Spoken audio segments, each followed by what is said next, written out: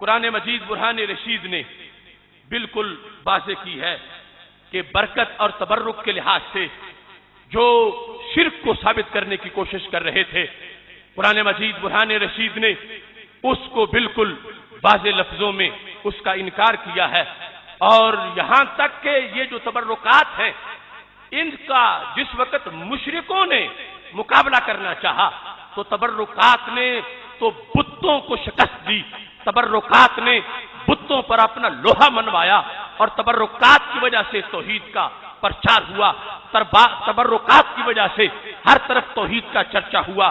اس سلسلہ میں یہ ابن کثیر کی گواہی ابن تیمیہ کے دوسرے شاگرد کی طرف سے میں آپ کے سامنے پیش کر رہا ہوں۔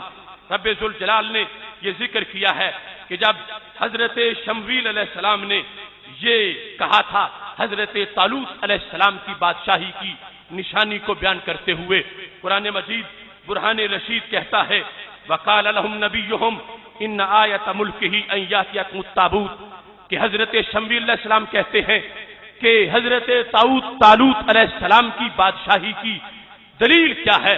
وہ کہتے ہیں دلیل یہ ہے کہ تمہارے پاس ایک تابوت آئے گا۔ وہ تابوت کیا ہے؟ فیہ سکینہ، اس کے اندر سکینہ ہے، وبقیۃ مما ترک آل موسیٰ وآل ہارون، اس کے اندر تبرکات ہیں۔ کیا چیز ہے؟ ابن کثیر نے لکھا ہے اس کے اندر کیا ہے؟ عصا موسیٰ، حضرت موسیٰ علیہ السلام کا عصا، وہ عصا ہارون، حضرت ہارون علیہ السلام کا عصا، وثیاب موسیٰ، حضرت موسیٰ علیہ السلام کے تبرکات، وثیاب ہارون، حضرت ہارون علیہ السلام کے کپڑے، ورداد الالواح، اور وہ تختی جو تھی اس کی مختلف ٹکڑے اس کے اندر موجود تھے۔ اب یہ جو تبرکات تھے صندوق کے اندر، بنی اسرائیل جس وقت لڑتے تھے تو ان کو سامنے رکھتے تھے، نتیجہ کیا ملتا تھا؟ باہر آ جاتی تھی، فتح ہو جاتی تھی۔ جب ان میں بدعملی آ گئی، عمالقہ نے ان پہ قبضہ کر لیا، یہ تبرکات بنی اسرائیل سے چھن گئے۔ جس وقت چھین کے وہ لے گئے تو مشرکوں نے تبرکات کی جب توہین کرنا چاہی، یہ ابن کثیر کی جلد نمبر 1 ہے اور صفحہ نمبر 309 ہے، یہاں پر یہ ذکر ہے کان المشرکون لما اخذوہ، اس صندوق کو جس کے اندر تبرکات تھے مشرکین نے جب پکڑ لیا، وضعوہ فی بیت الہاتہم، اپنے بتوں والے گھر میں انہوں نے اس صندوق کو رکھا جس میں اللہ کے انبیاء علیہ السلام کے تبرکات ہیں۔ یہ صندوق جس وقت انہوں نے بتوں کی طرف رکھا، تحت صنامیم الکبیر، جو سب سے بڑا بت تھا، اس کے نیچے انہوں نے جب یہ تابوت رکھا، تابوت بے جان ہے، اس کے اندر جو تبرکات ہیں ان کی کیا شان ہے۔ اب مقابلہ ہونے لگا ہے مشرکوں کا اور رب کے بندوں کے تبرکات کا، ایک طرف مشرکوں کے بت اور دوسری طرف اللہ کے بندوں کے تبرکات۔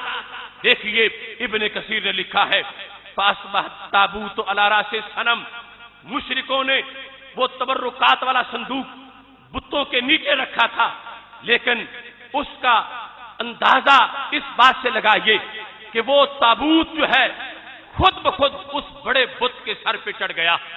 جس وقت بت پرستوں نے اس کو دیکھا، فانزلوہ، اس تابوت کو نیچے اتارا، فبازؤہ تحتہ، پھر اس کو نیچے رکھا، فاصبح کذالک، جو ہی نیچے رکھتے گئے وہ اللہ کے پیغمبر کے کپڑوں والا تابوت جو تھا، وہ صندوق پھر اس بڑے بت کے سر تک پہنچ گیا۔ ایک طرف بت، دوسری طرف تبرکات، اور ابن کثیر کے اندر یہ 309 صفحے پر تفصیل سے لکھا گیا ہے۔ آج لوگوں نے تبرکات کو باعث شرک لکھا، آج لوگوں نے تبرکات کی بنیاد پر شرک کے فتوے لگائے، جبکہ قرآن بولتا ہے اور قرآن کی تفسیر، اور پھر ابن کثیر کا یہ انداز، اس نے واضح انداز میں انہوں نے اس چیز کو لکھا ہے کہ وہ تابوت جس وقت اس کو نیچے رکھتے ہیں وہ اس بت کے سر پہ چڑھتا ہے، اتارتے ہیں چھوڑتے ہیں، پھر وہ بت کے سر پہ پہنچ جاتا ہے۔ فَسَمَرُوهُ، بالآخر انہوں نے تابوت کو نیچے رکھ کے میخ لگائے، کیل گاڑے، تاکہ یہ جو بار بار اوپر چڑھ جاتا ہے اس کو روک دیا جائے۔ اب سوچئے لوگ آج پوچھتے ہیں کہ تم جن کو دفن کر کے قبروں میں آتے ہو، پھر انہی سے مدد مانگنا شروع ہو جاتے ہو. میں کہتا ہوں وہ جو زیر خاک گئے ان میں تو پہلے زندگی موجود تھی اور پھر زندگی چلی گئی اور قبر میں پھر لوٹا دی جاتی ہے. یہ جو عصا ہے اس میں تو زندگی نہیں تھی. یہ جو چادر ہے حضرت موسیٰ علیہ السلام کی اس میں تو زندگی نہیں تھی. یہ جو امامہ ہے حضرت ہارون علیہ السلام کا اس میں تو زندگی نہیں تھی. لیکن یہ جس بے جان تابوت میں ہے اللہ نے اسے بھی زندگی عطا فرما دی ہے. جب مقابلہ ہو رہا ہے ایک طرف مشرکوں کا بت, دوسری طرف توحید پرستوں کا یہ صندوق جس کے اندر تبرکات ہیں. بالآخر جب انہوں نے اس کو میخیں لگائی اور کیل لگا کے نیچے اس کو زمین کے ساتھ جس وقت انہوں نے فکس کر دیا تو کیا ہوتا ہے؟ فَأَصْبَحَ الصَّنَمُ مَكْسُورَ الْقَوَائِمِ مُلْكَ بَعِيدًا. اب پہلے سے بھی یہ تابوت زبردست ہو جاتا ہے. پہلے تو صرف اس بت کے سر پہ چڑھتا تھا, اب جس وقت اس کو میخیں لگائیں تو بت کے ٹوٹے ٹوٹے کر دیے, وہ بت ریزہ ریزہ ہو گیا اور دور جا گرا. لہذا ابن کثیر یہ گواہی دے رہا ہے کہ جس وقت اللہ کے بندوں کے ساتھ بے جان چیز لگتی ہے اس میں جان بھی آتی ہے, اس میں شان بھی آتی ہے, اس میں قوت بھی ہوتی ہے.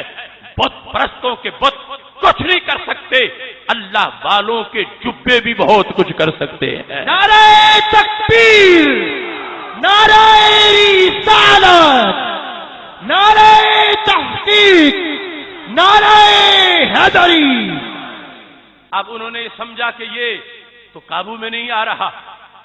اس مشرک سمجھ گئے کہ یہ اللہ کی مدد کا مظہر ہے, یہاں رب کی مدد پہنچ رہی ہے.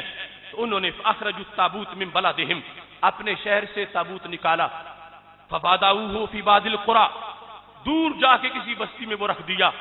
فاصاب اہلھا دا, تو سارے شہر والے بیمار ہو گئے. وہ تابوت جب تک شہر میں تھا مشرک بھی بچے ہوئے تھے, اور جس وقت اس کو وہاں سے نکالا گیا اور دشمنی کے طور پر اسے دور کیا گیا تو سارے شہر پر بیماری آ گئی.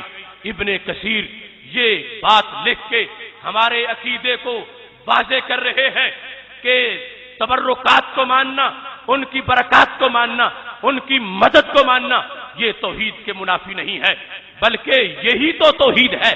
ایک طرف بتوں کے پجاری ہیں, دوسری طرف یہ تابوت ہے جس پہ بت پرست قبضہ کر چکے ہیں. لیکن کیونکہ اس کو برکت کی حیثیت حاصل ہے, رب ذوالجلال کی مدد کا مظہر بنا ہے, بت بھی شکست کھا گئے, بت پرست بھی شکست کھا گئے, لیکن رب ذوالجلال نے نبیوں کے کپڑوں کو, تبرکات کو بھی فتح عطا فرمائی ہے. معبود ماں مسجود ماں, اے خدا اے خود, معبود ماں مسجود ماں,